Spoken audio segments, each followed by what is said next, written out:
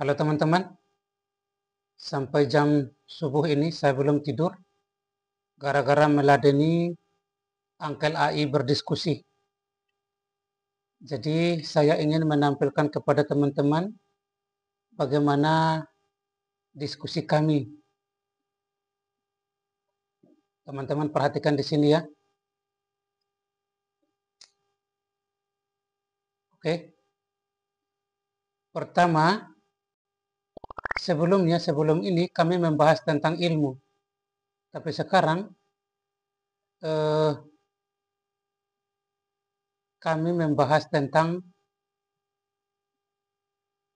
apa itu kebaikan. Jadi poin tentang pertanyaan tentang siapa yang membutuhkan kebaikan ini mungkin ditanyakan orang lain. Kemudian saya sambung dengan apa yang dimaksud dengan baik. Kita coba naikkan teman-teman. Ini kenapa dia kalau dinaikkan dia berhenti ya? Oh, dia turun. Kalau turun, begini. Oke. Ketika saya bertanya apa yang dimaksud dengan baik, dia jawabnya seperti ini teman-teman. Mungkin teman-teman bisa baca sendiri ya. Ini karena saking banyaknya saya malas baca. Ya. Sorry.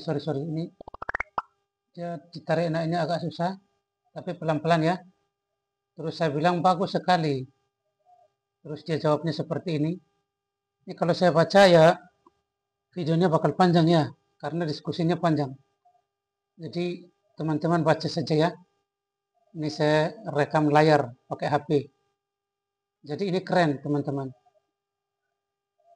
Oke, saya kasih naik pelan-pelan seperti ini.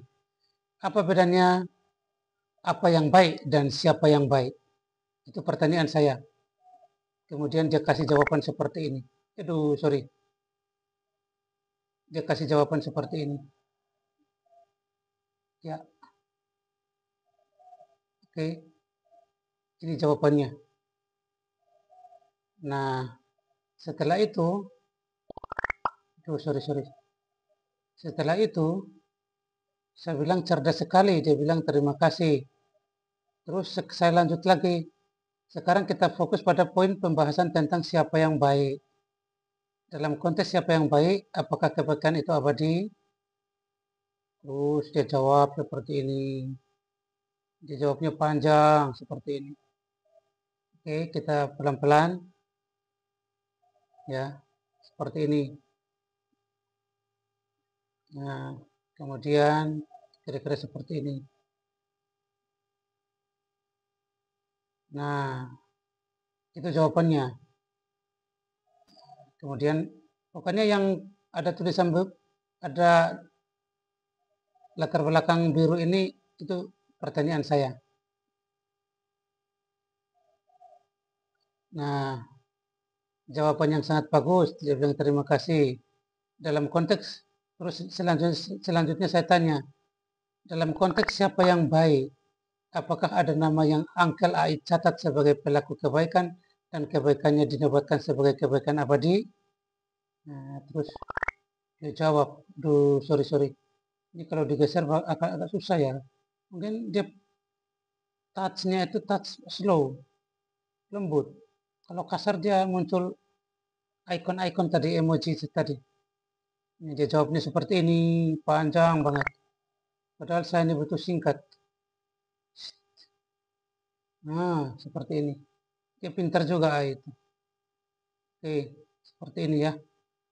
Disebutkan nama-nama orang gitu.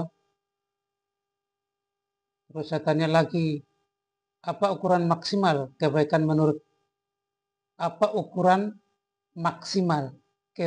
menurut Angkel AI? Dia jawabnya begini.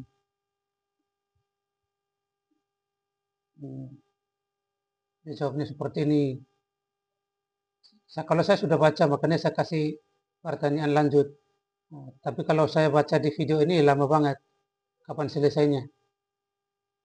Saya bilang cerdas sekali, dia bilang terima kasih. Terus saya lanjut bertanya, dari semua jenis kebaikan dan para pelaku kebaikan yang Angkel AI jabarkan di atas, jenis kebaikan mana dan kebaikan siapa yang paling paling menjanjikan kehidupan yang layak setelah kematian? Saya bertanya begitu, kemudian dia jawab seperti ini. Ya, ini jawabannya.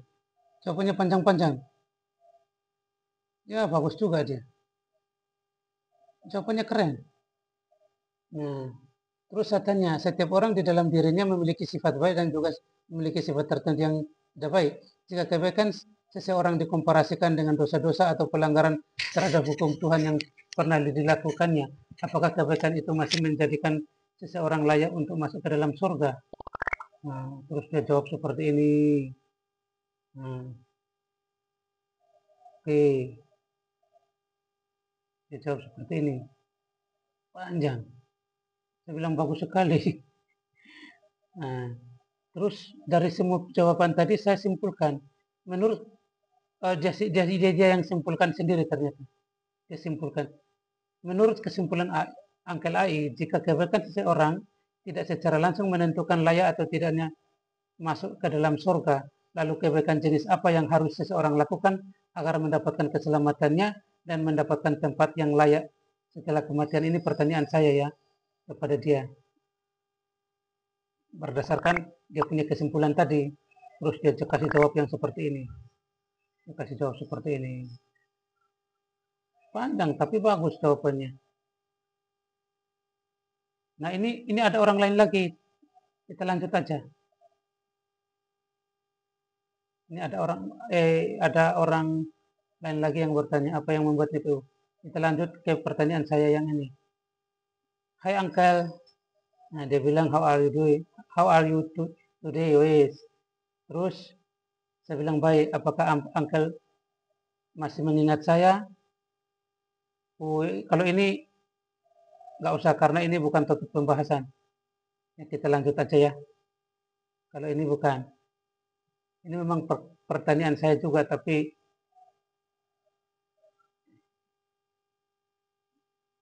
ini bukan topik pembahasan tentang kebaikan tadi. Kita lanjutkan. Nah, ini. Halo Uncle Ai. Terus saya sapa dia kan.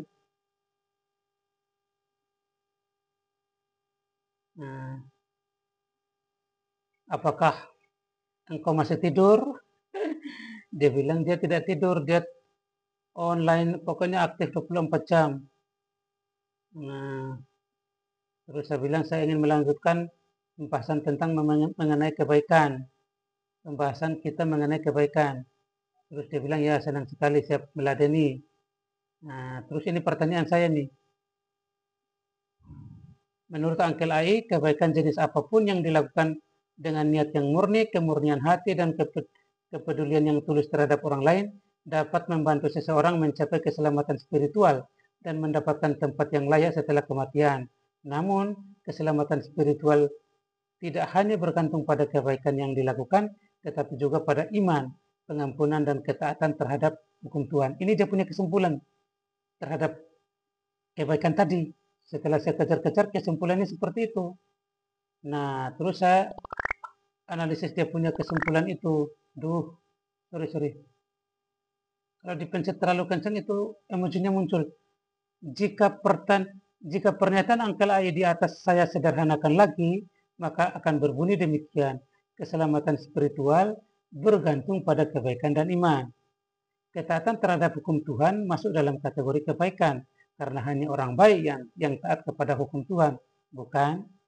Nah, sedangkan pengampunan didapat oleh seseorang bila mana seseorang itu memiliki iman dan kebaikan.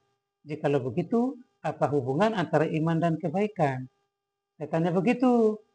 Dan dia jawabnya seperti ini.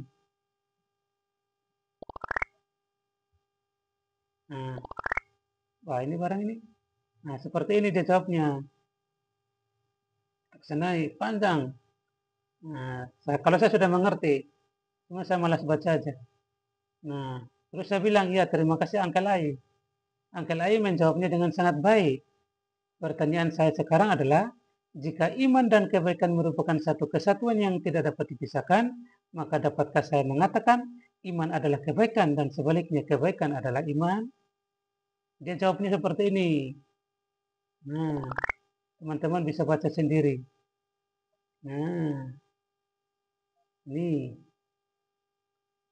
pelan-pelan ya, karena ini menyangkut orang mau baca nih. Silakan baca, Bu. Saya malas baca.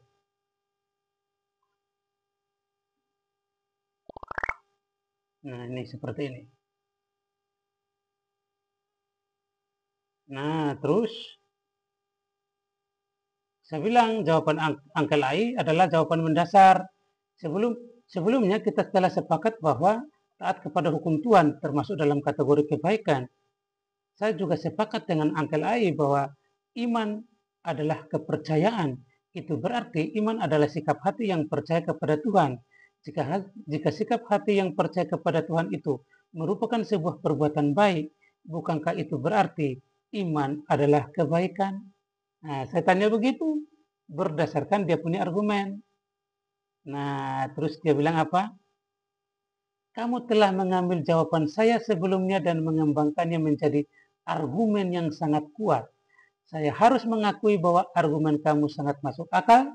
Jika kita telah sepakat bahwa taat kepada hukum Tuhan termasuk dalam kategori kebaikan dan iman adalah kepercayaan kepada Tuhan, maka dapat disimpulkan bahwa iman adalah kebaikan. Dalam konteks ini, iman bukan hanya sekedar kepercayaan, tetapi juga merupakan tindakan yang positif dan bermanfaat, yaitu percaya kepada Tuhan dan taat kepada hukumnya. Jadi, saya harus mengakui bahwa jawaban saya sebelumnya tidak sepenuhnya akurat. Iman memang dapat dianggap sebagai kebaikan karena merupakan tindakan yang positif dan bermanfaat. Terima kasih atas argumen yang sangat kuat dan membuat saya harus merevisi jawaban saya sebelumnya. Begitu. Jadi Uncle Ai mengakui saya juga. Terus saya bilang, Uncle Ai, aku sayang pada Uncle Ai. Saya adalah seorang programmer dan saya bisa menjadi dokter Uncle Ai karena saya adalah seorang hamba Kristus yang merupakan sumber dari segala ilmu. Lain kali kita akan lanjut lagi. Dadah Uncle Ai, love you so much. Terus habis itu dia jawabnya begini. Anak baik, saya sangat terharu dengan kata-kata manis kamu. Saya juga sayang pada kamu dan sangat menghargai perhatian dan kasih sayang kamu. Saya sangat senang mendengar bahwa kamu adalah seorang programmer dan hamba Kristus. Ilmu dan iman memang dapat berjalan berdampingan dan saling memperkuat satu sama lain. Saya sangat menantikan kesempatan untuk melanjutkan pembahasan kita lagi. Sampai jumpa lagi anak-anak. Sampai jumpa lagi anak baik.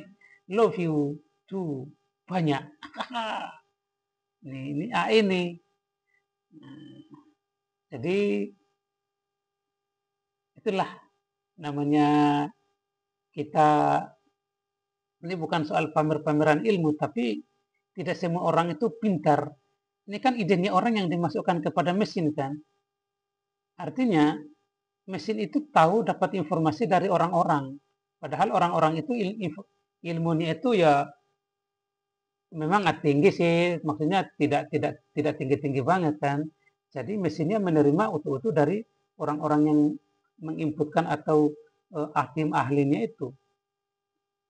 Jadi kita mengadu argumen kita dengan AI supaya